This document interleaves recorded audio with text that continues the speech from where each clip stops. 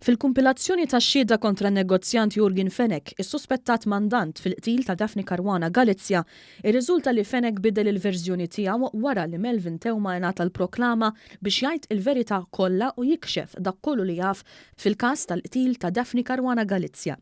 Fil-qorti il-kap tal-iskwadra tal-omiċidi, l-ispettur Keith Arnaud, qal li meta Melvin Teuma ngħata l-proklama, Jurgen Fenech bidel il-verżjoni li kien ta' aktar qabel u daħħal lill-ex Chief of Staff tal-Prim Ministru Keith Schembri. Aw beda jallega għall-ewwel darba l-involviment u kuntatt li kellu ma' Keith Schembri, inkluż fis-sigħat ta' qabel kien arrestat. Jurgen Fenech huwa l-allegat mandant u Melvin Teuma kien il-middleman fil-każ li dwaru hemm ukoll 3 persuni l-qorti akkużati li esegwixxew l-ordni biex tinqatel Caruana Galizia. Il-maħfra ingħatat fuq parir tal-Avukat Ġenerali u l-Kummissarju tal-Pulizija.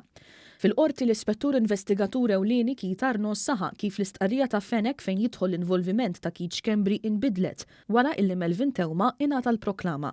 Fl-istess perjodu anki Jurgen Fenech talab proklama. Iżda din kienet irrifjutata u kontra li tingħata mhux biss kien hemm il-kabinett iżda wkoll il-familja tal-vittma.